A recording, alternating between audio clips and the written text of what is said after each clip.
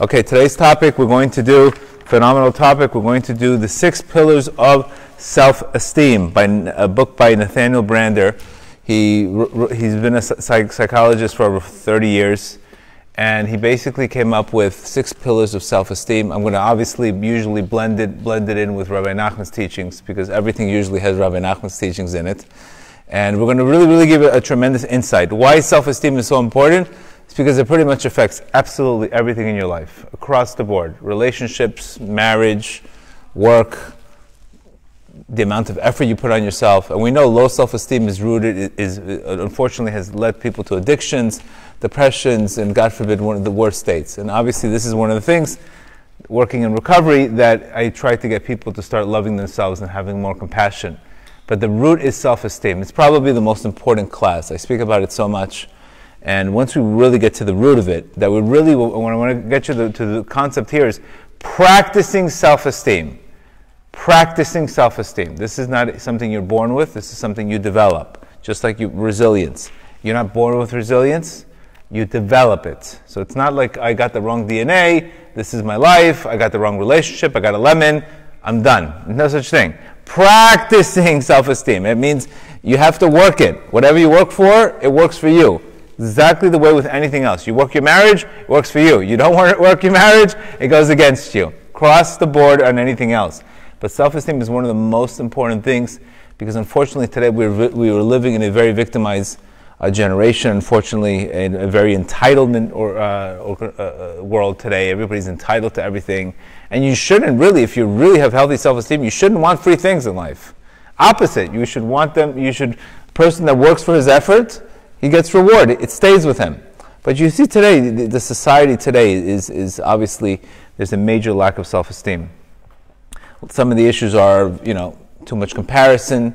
People are 25 filters on a camera to put on a picture.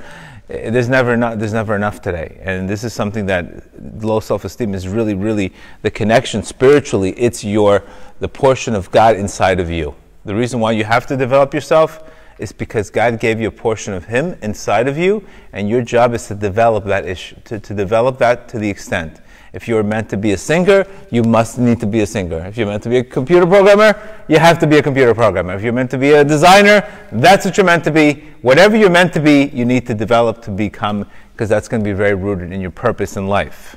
The worst thing is getting talent and not using it, because that means your Creator gave you a portion of Him to develop and not using it properly.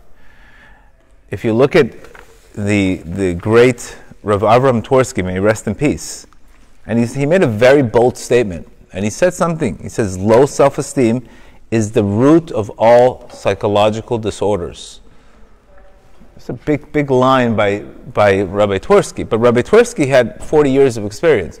I could tell you today, every addiction is rooted in low self-esteem, as from my own experience.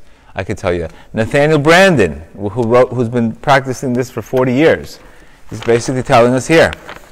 From anxiety to depression, to underachieving at school, to fear of intimacy, to happiness, to success, alcohol, drug abuse, abusive marriages, child molestation, codependency, sexual disorders, all kind of chronic suicide attempts, violence, etc., is all rooted in somehow low self-esteem, etc. Because we're going to give you the practical. I know. Right now it's a little bit of a bomb to hear those things. How could you tell me everything is rooted? So you're going to see exactly how that is rooted in low self-esteem. And if you want to fix your shalom bayit, you have to work on your self-esteem. That's number one. I always tell people it's the biggest issue in the world is we always want to fix outside of us and not inside of us. That is the number one problem out there is I need to change the outside. Once you change the inside, everything changes. As we speak about many times, when you change your relationship with your Creator, your relationship changes. Your Creator changes your relationship with people. Bottom line, it's very important to understand that we have to take, one of the steps you're going to say is to take accountability. Nathaniel Brander basically came out with 6 concepts. We're going to go through them. We're going to talk about the Chassidus in each one of them. There's a lot of emet to what he's saying here.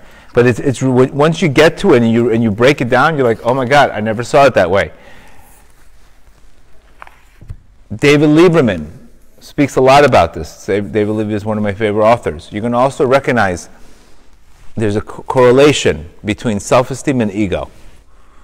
As self-esteem increases, ego goes down. As self-esteem decreases, ego rises. And what does it practically mean to have a big ego today? To have a big ego means blaming people. To have a big ego is being a person being very, very not willing to open, not willing to be open-minded, very small perspective, looks at everything the wrong way all the time. So our ego blocks our perspective. So how do you know you're building your self-esteem? You're radically open-minded to change. Imagine if somebody's single for, they're 20, 35 years single, and you tell them, listen, I think you need to do this to get married. What are you talking about? I do this already. What do you know? There you go, big ego. At the end of the day, because it doesn't mean you have to take the information sensitive. You have to, okay, it's information. Let me see what I can use and what I can't use. But you see, sometimes we touch on very, very, very sore topics in our classes, obviously, because this is not a radio, and topics that are going to make change. But some of these topics, people run away from these topics because it hits the wrong nerve. But that's exactly what's supposed to happen. That means if you're walking out of a class always happy, you have a problem. You have a problem. The class sometimes has to bother you a little bit. It has to bother you a little bit because if it bothers you a little bit, whatever doesn't challenge you doesn't change you. So it's okay to be a little sensitive, a little bothered sometimes, because that means usually we have to change some area. So that's the correlation. As you're going to see, the correlation, how do you know practically is my self-esteem increases? Is basically you're going to recognize you're more open-minded. You look at situations in life where instead of looking, oh my God, this is bad or good, you'll be curious instead of saying it's bad or good. Another way you know that your self-esteem is increasing is when you start realizing people stop insulting you so much. And if they do insult you, you don't really care. That's another sign of a healthy ego, a healthy self-esteem. That what people say to you doesn't really bother you as much as it did before. Before you were really bothered, but now they could say the same exact thing and you couldn't care less. That means you have a healthy self-esteem. Doesn't mean you have to be arrogant, but it means not everything that happens to you is about you. Again, healthy self-esteem means I'm working on myself, I know my value, your opinion is not going to change my opinion of myself. And it's very, very, this is so important. Because, can you prevent? You can't have shalom bayit. You can't have, Rab Nachman already told us, it's not possible to have permanent peace.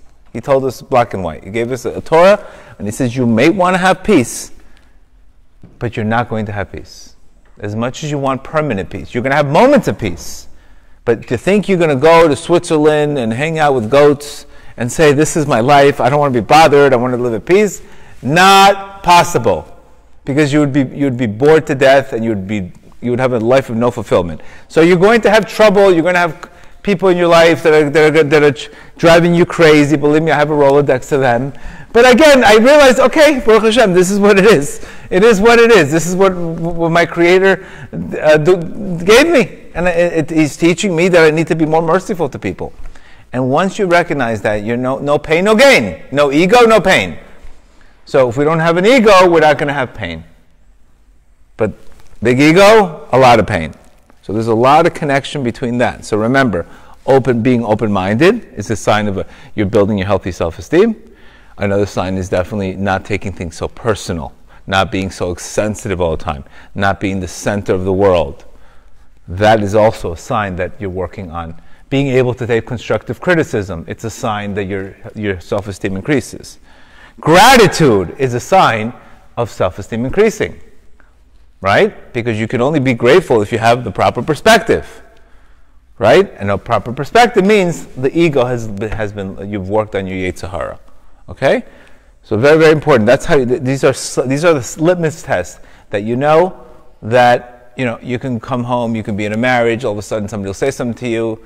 Instead of saying, I got abused, you'll say, that person insulted me, but that's the way he feels about himself. Because we recognize this concept in life is very important.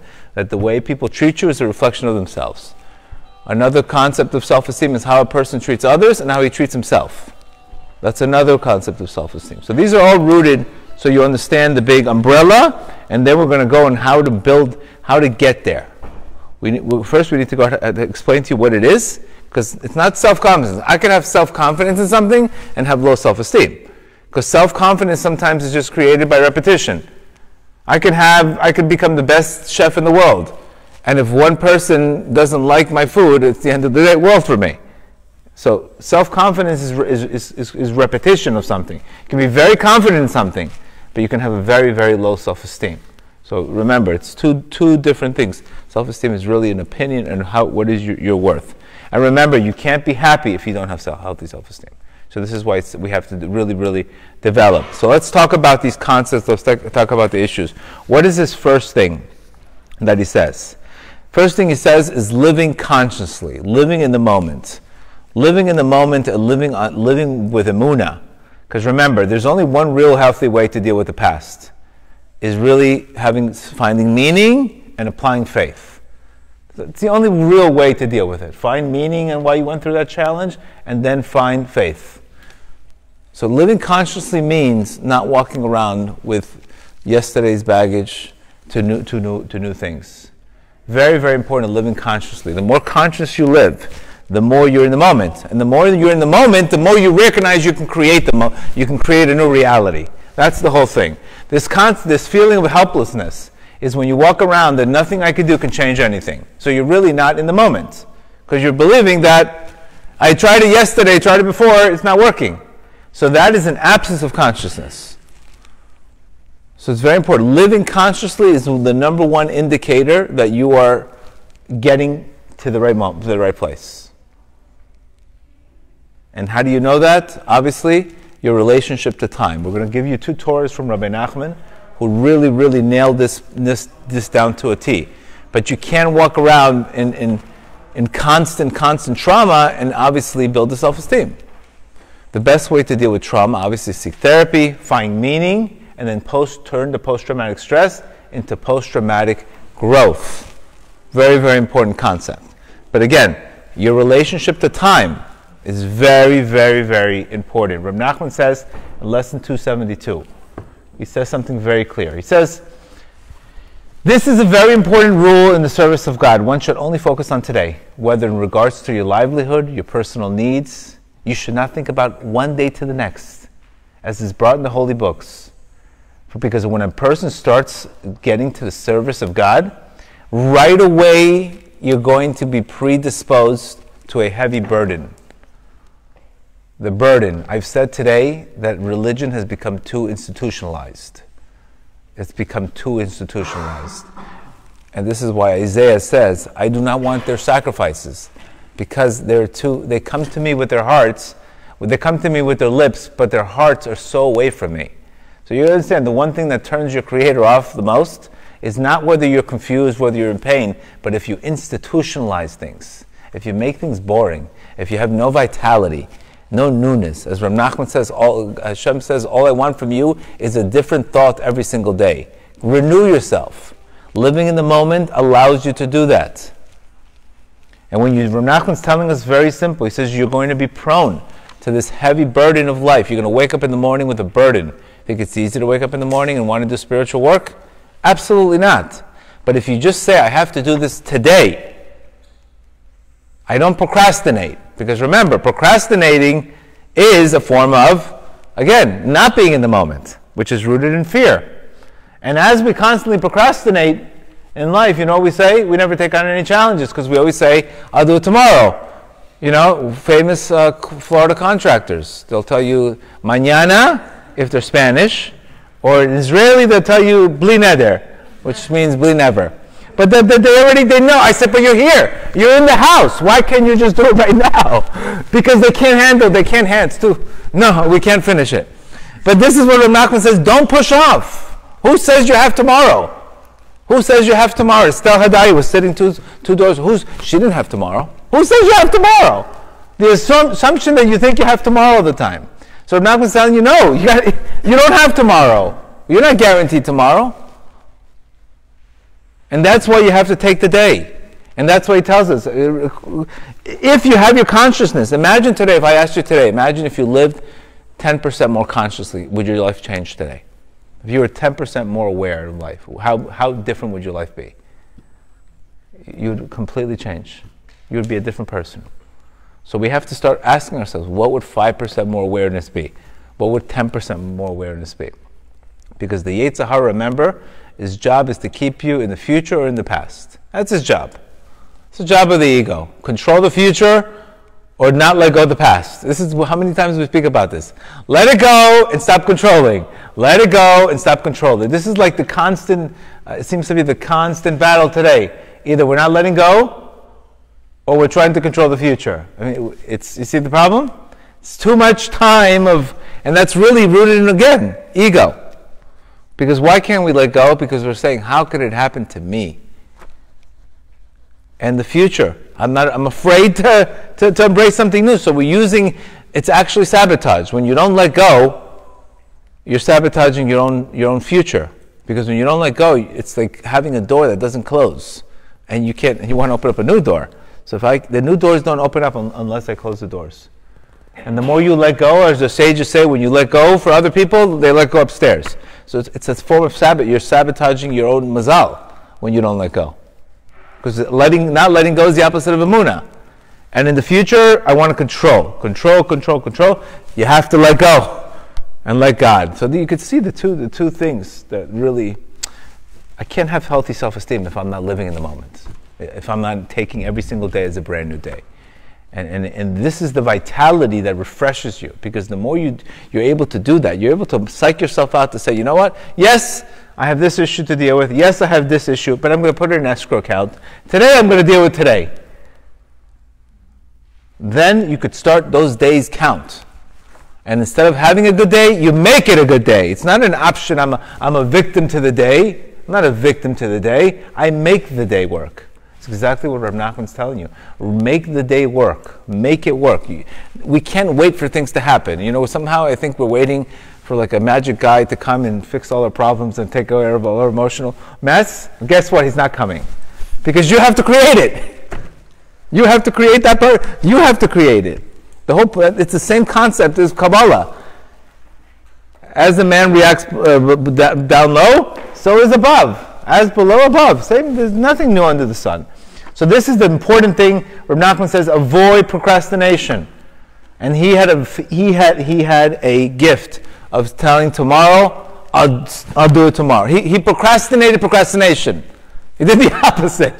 He says tomorrow, and then when it came tomorrow, you know what he says? I'll take a day off tomorrow. It's like being in the collections business in retail. Nobody pays. Tomorrow we'll pay you. And then tomorrow we'll pay you. Pretty much the same thing. So that your relationship with time is your attitude towards the day. If I have low self-esteem, I don't even believe I can change the day. I don't even believe my prayers are worthy. I won't even get up to pray because I'm saying, what's the point of me praying? Nothing's going to happen. So Rav Nachman is telling us, you have to have chutzpah.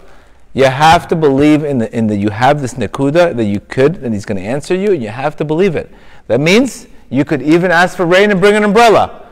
Doesn't mean it's going to rain that day, but it's going to rain. That's the belief you have to have it. Rav Nachman says it's not the type of prayer, it's the belief behind it. But when we have healthy self-esteem, we're able to approach our Creator and have that relationships. Instead of having, God forbid, I'm not worthy enough, why would He answer me? Look how much I've sinned, look how much I've done. That's all rooted in excessive, too much of a reaction to the sin. Our sages say there's the sin itself, and then there's a reaction to the sin. The sin could be a minor sin, but the reaction becomes the major problem. You make a mistake, now you incriminate yourself for no reason. That's a bigger sin than actually making the mistake. And so it's a big difference. You make a mistake, I made a mistake, teshuvah is bye-bye, that's it. But the incrimination, the guilt, the shame to the sin itself creates more of a problem. Lesson 61. I've said this Torah many, many times, but it's exactly the thing. Because again, what's the opposite of not being in the moment, right? Escaping. What's the opposite? Being conscious, aware. And then there's, again, related, the whole concept is related. It says God is above time. It's very, very mysterious that God is beyond time. It is impossible for the human being to comprehend that God is above time. But no, time essentially means it stems from nothing more but a deficient comprehension of consciousness. Because our intellects are very limited, the greater the intellect, the more time contracts and is nullified. Okay? What that means is the more you are present, the more time you can believe time can constantly change. Versus a person who's bothered by time. Let's give an example. You're dating for 4 or 5 months. And you're going to say, and let's say you just got out of a relationship and the relationship took 8 months. It went south. Okay?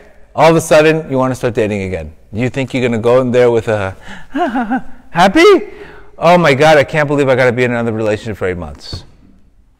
Who says you have to be 8 months? But now you're taking all that weight because you're not aware that you can get married in 2 days, if Hashem wants you to. Things can change in an instant. But because a person's not aware, he's in the past. He's saying it's going to take another 8 months. So what happens? They show up to a date. Oh my God, it's going to take another month. Who are you? What do you do? Not for me. Next. You don't have the patience. It's very important. This is dysfunctional dating. You always have to look at everything brand new. It's the key to everything in life. It's the importance because, like I said, the belief of Emunah is believing that everything could change right now. Right now, everything could change. Everything could change in a minute. That is the belief. As we wake up in the morning, and our sages say that our faith is renewed every single morning. What do you think they're telling you that for that? They're telling you, but those who believe it get that energy. But the ones who don't believe it don't get that energy, bottom line. It's very, very connected to what your beliefs are. If I believe it, I get that energy.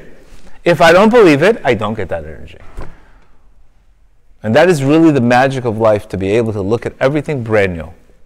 Look at everything brand new, and that is how there's no such thing as low self-esteem, because you're creating new. It's a constant creation. It's a constant renewal, constant creation. That's what we have to work on. That's a practice. It's a muscle you have to work on. The best way to do it is breathe, meditate in the morning, and get yourself into the present day. Very important. You want to right away change state, get into a gratitude meditation, get into breathing, because that allows you to take advantage of this energy. Because if you don't believe there's a new day created, you start thinking, how long?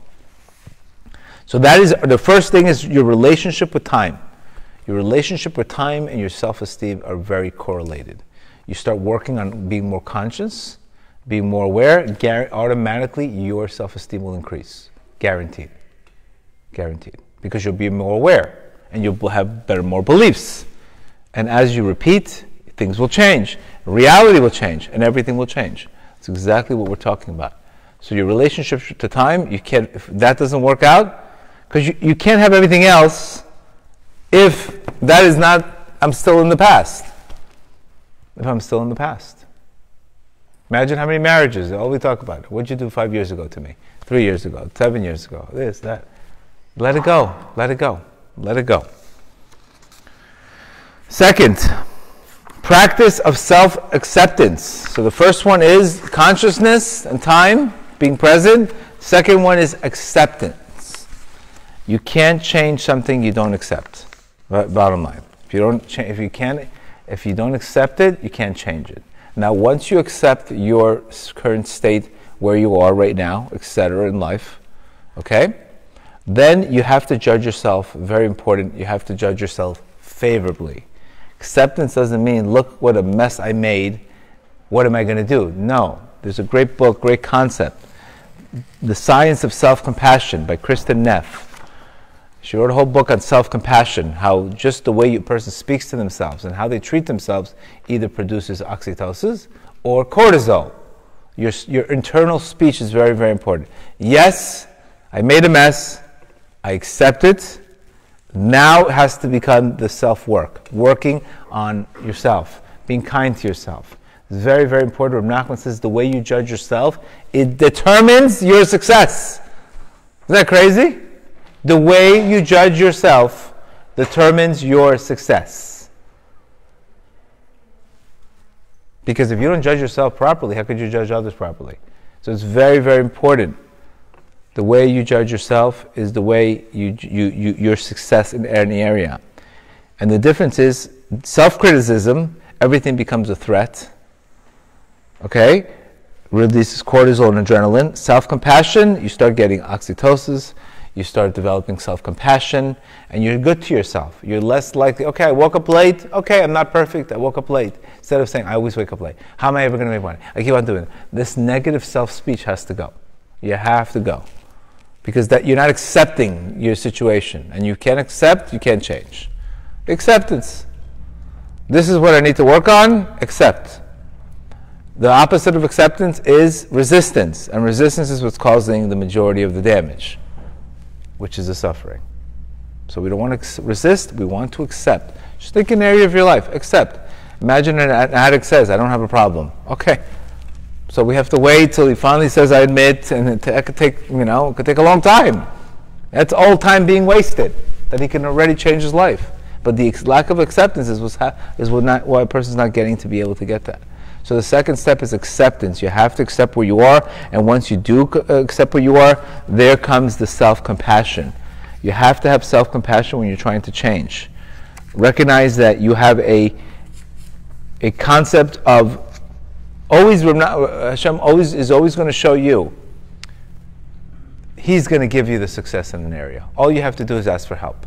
Sometimes we're very confused and we're thinking that the results are in my hands. No, you have to ask for help. Because if you start getting successful on your own, what happens? You start getting arrogant and you miss the whole purpose of the whole concept. The third step is practice self-responsibility. This is what we call in Kabbalah malchut. Responsibility is the keli, is the vessel. When I take responsibility, I'm able to draw shefa. I'm able to have a vessel. Can you have a vessel without taking responsibility? No. This is why we stress guys to get married. Because if you're just hanging out and dating, you're not putting a ring, you're not taking responsibility. Not taking responsibility.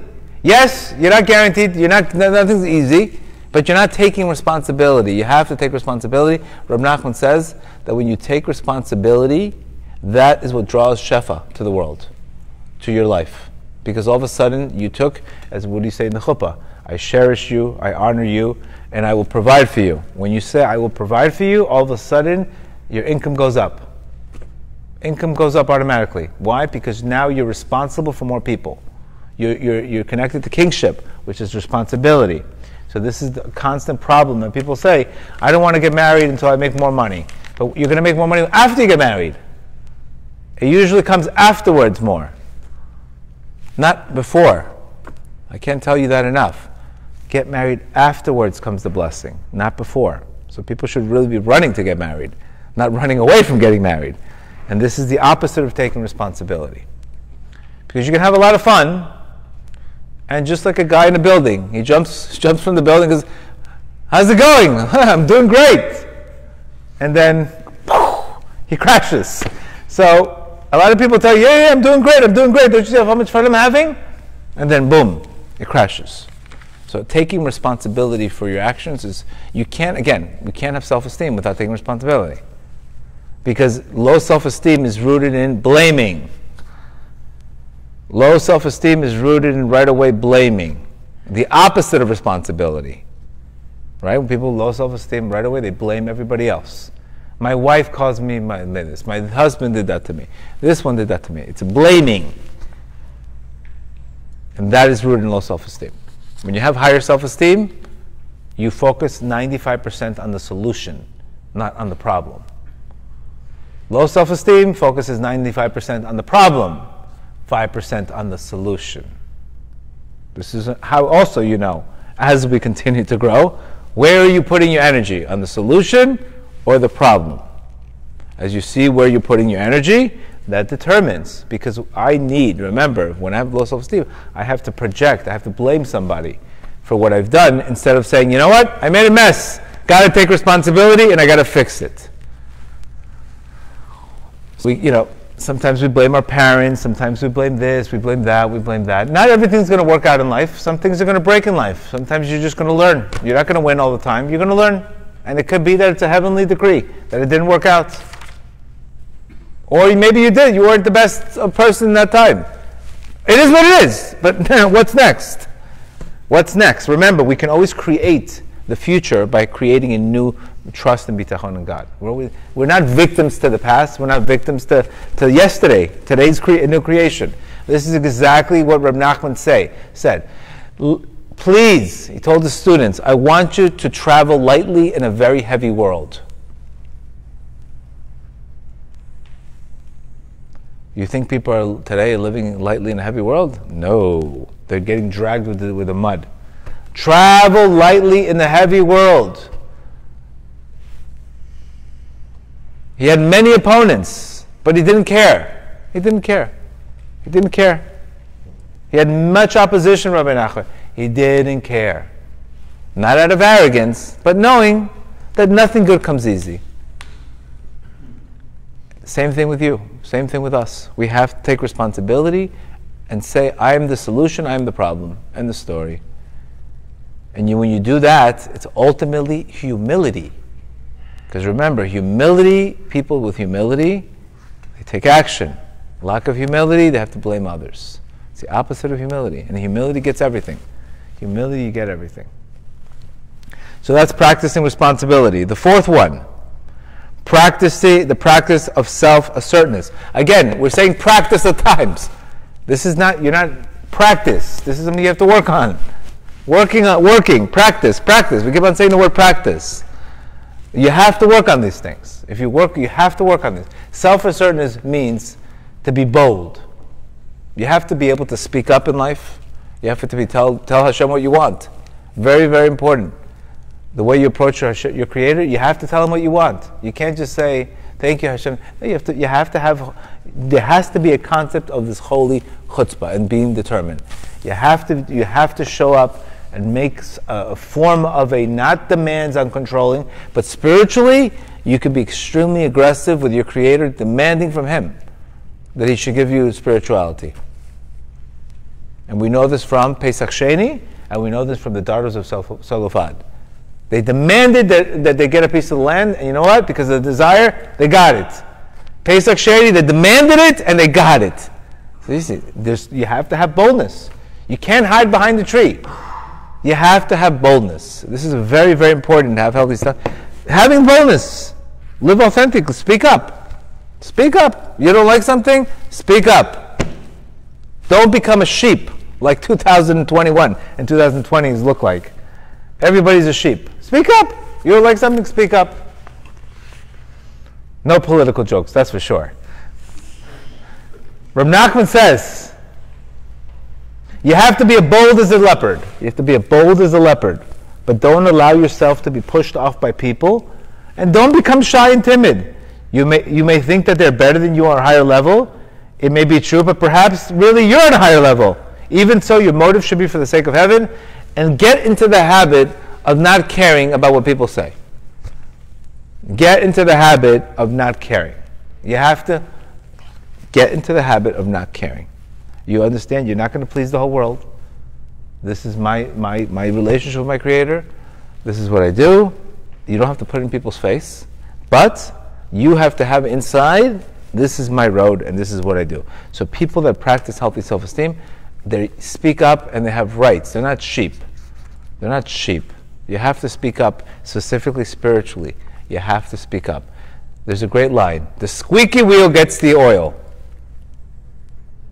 And if you hang around the barbershop, you're going to get a haircut.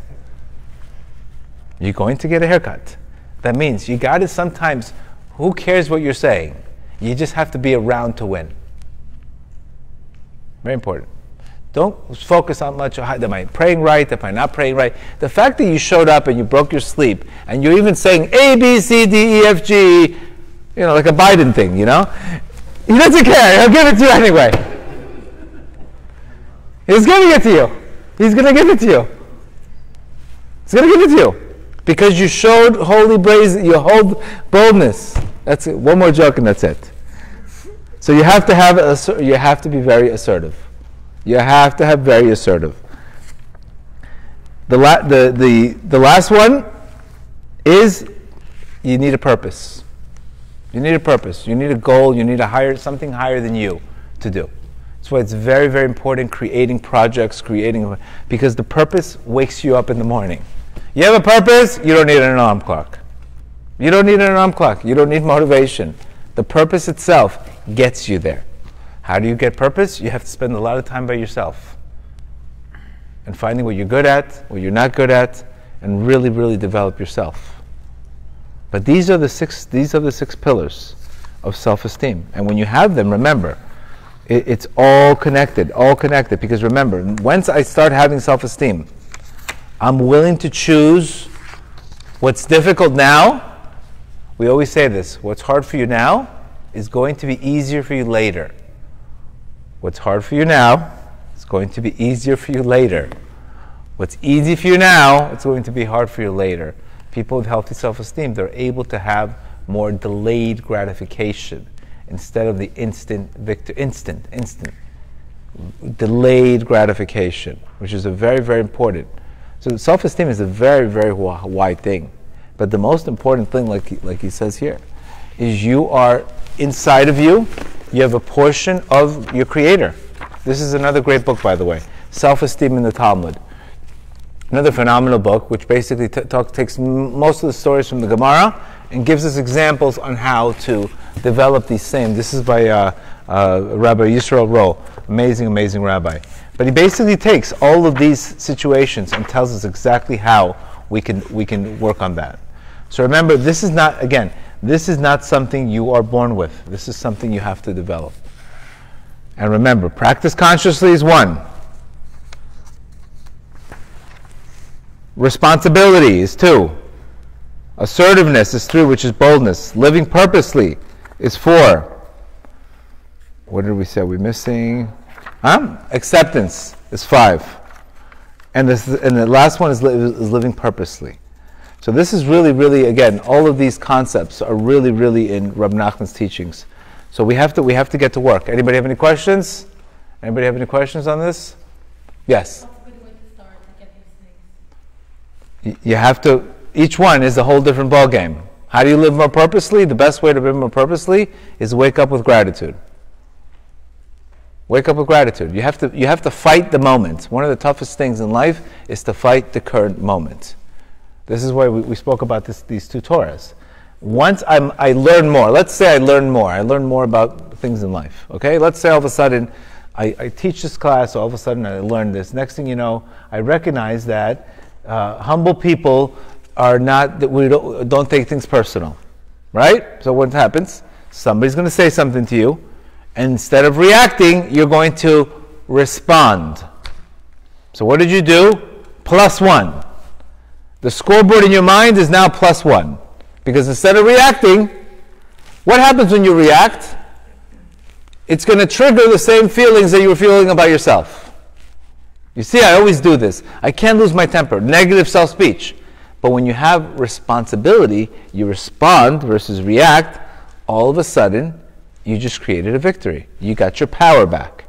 So all of these start by doing, that's why there's six individual ones.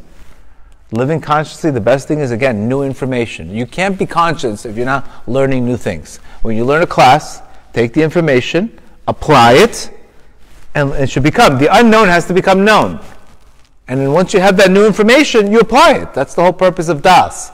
The whole purpose of having Dat is to take information, apply it, and use it. Recognizing also, living in the moment, recognizing, being observant of your feelings, not pushing away your feelings. You have a feeling, remember the 3 steps to healing is 3 things. You have to grieve, feel, and heal. So when you have a feeling, don't just judge it so quickly. Let it go, let it pass. Get curious. That is living consciously. It doesn't mean you're going to feel great all the time. It's just you're going to be aware and you're going to start feeling more pain instead of not completely, not even feeling that pain at all. Because that further goes into running away. And then each one of them has its own thing to do. That's why there's 6 of them. There's not 1. It's 6 things. But as you continue, you'll see, when you feel good about yourself, you're in a much higher consciousness. When you're in a much higher consciousness, you look at the same situations completely different. That is the whole point of it. We're not trying to get I'm out of energy drink every 5 minutes. If you're out of energy every 5 minutes because you keep on focusing on things you can't control, that's not the solution. Red Bull is not the solution. The solution is let go and start trusting your Creator, and you will feel that energy in your life. Good. Any more questions? Yes. Is there a prayer in any of our prayer books that talks about bitachon? Yeah, they do actually. Yeah, it does. One who trusts in God is surrounded by mercy. The whole Siddur, if you read it in English, it's like, there's the whole self-help movement about affirmations. But between you and me, if you read the books, the whole thing is an affirmation. The whole purpose is you're supposed to read a Siddur, and after you pray, by saying those words constantly, you're supposed to become a different person. Technically. When you say, one who surrounds us in God, one who trusts in God is surrounded with mercy, you're supposed to feel differently when you say that. Wow, I feel so much mercy. It's when we don't connect to the words that we don't feel that. So we have to buy self-help books that say these 100 affirmations. But technically, the Siddur is the affirmation, by the way. The Siddur, if you read a Siddur, you should feel completely different if you really put your energy into it. That is the affirmation. The pasuk itself is an affirmation. Or a man of faith has many blessings. Faith equals blessings. There you go. There's another affirmation. When you think of faith, you think of connecting yourself to tremendous blessings. That's how you're able to connect to the words. Connect to the words. Or a man of truth. God is close to those who call out in truth. So now when you see, when a person takes responsibility, he's calling out in truth. Now he has God closer to him. These are all we say these all the time in our prayers. All the time we're saying these constant positive statements of blessings and trust and mercy, but very few of us, they go, and then we don't catch the words. That's why I like using in Hebrew English Siddurs, or the preparation before you pray is very important, because you'll feel more than if you're praying and you're just thinking about something else all the time. Could you be high in Emunah but low in bitachon? It's possible? Emunah is a belief. Yes, it is possible. You can have a lot of faith, but you take no action. So faith, what the difference between faith and trust is not something you do, something you say. Faith is something you do. Trust is a belief. Faith is a belief, trust is action. So there's a time where our Creator says, why are you crying out to me? Enough already, I heard you. Move. There's a time to move. Stop praying already. Move. Because you can say, please Hashem, give me bitachon, and then, okay, here opportunities are coming, and you're not taking those opportunities. So the actions have to be consistent with bitachon. That's how you know. Person with bitachon, he has tremendous trust, he lets go of the outcome, and he learns on the way. Rooted also, when you have healthy self-esteem, you take more action. You're not afraid to fail. You're okay with learning. You don't take the failure so personal. Instead of, again, when we don't take action, what are they going to say? What are they going to say, etc. No, we take action and we learn on the way. Yes, you had a question? I was just going to point, I saw a little safer once in Yerushalayim. There was a tzaddik, Rav Shmuel Homan. Okay. Shmuel Homan put together a little safer called Sefer Mitzvahs HaBitachon, Mm-hmm. and he brings all the psukim in Right. Tanakh in order to strengthen your bitachon. He brings from the Maharal, it says that if you say the psukim, it strengthens, and he has a little bit of prayers also. Right. And, Duties of the Trust also has the pasuk. There's another book. I remember actually. There's another book that's the Beis Levi on bitachon. He has 3 or 4 pages just on verses that has bitachon. Right. But again, Amazon and Alexa can say bitachon, but you have to move though. You have to develop the momentum by saying it, but then really the action is the greatest thing you could do, because it's showing your Creator, I'm trusting If it's going to work out, it's meant to be. If it's not, you learn a lesson. And that's why when you do that, you could solve a lot of fears. Fear is the opposite of action. Fear is procrastination and constraints. Any more questions? Yes. You said that people who transgress, they shouldn't feel too, shouldn't beat them up. But No. there are a lot of people who transgress, and over time they don't feel anything, and they just Right. keep transgressing. Like, what do you Right. say to that? Reb Nachman calls that, it's called a concealment of a concealment. But still, even in a concealment of a concealment, you have to scream out from your heart, and that scream can get you anywhere. Now, the problem is once you start doing tshuva, once a person starts going the right way, then comes the obstacles to see if he's really doing it for the right reasons. So usually people they want better, they start doing good, and then here they try, next thing you know, the kitchen sink comes at them. Everything that can go wrong comes at them. So they're saying, before I didn't do tshuva, I didn't have these headaches, but now that I'm doing tshuva, the whole world is out to get me. So there has to be a cleansing process. A bride cannot walk down a wedding with a red stain. The stain has to come out. So the cleansing, how you relate to these obstacles once you cry out, is your attitude. You should say, I deserve a lot more, and this is 10 cents on the dollar. So the way we deal with meniot and obstacles, Yisurim, we always have to say we're getting a very good deal on them. We're not getting punished. We're getting a cleansing. When you're saying that way, it's much easier for you to come closer to God than that way. Because sometimes we're afraid of punishment, or we're afraid of this. This is all in our heads. We're watching too many movies, and our connection. God is merciful; He wants us to get. But there is judgment. There has to be tzedek u'mishpat. There has to be judgment. But your job, through your attitude, could be completely sweetened. We're here to sweeten the judgment by giving tzedakah, etc. Good? Any other questions? Any other questions? Any other questions? So again, this self-esteem is across the board. Across the board, marriage, life, dating, etc. Imagine being in a relationship with somebody who's very, very needy. Where are you? What time are you coming home? What time? What time? Where'd you go? Low self-esteem. You want to leave me? Leave me. What do you want me to do? I know I can find somebody else. But the constant fear of being left alone. Because some people say, if I don't love myself, why would they love me? So the fear of that person, you become more needy, and then they don't want to have anything to do with you. So sometimes also we have to give people space. When you have love, you create space. Healthy self-esteem, you give the person space. And usually people want what they can't have. How do you like that one? So you're actually doing better. Because the more you play, I'm not saying play hard to get, but when you create a space, people want to be with more people that have a healthy space. Nobody wants to be suffocated in a relationship. I guarantee you. Nobody wants to be suffocated. And why would you suffocate in the first place? Low self-esteem. You're afraid you're going to lose that person, afraid of abandonment, afraid of all that.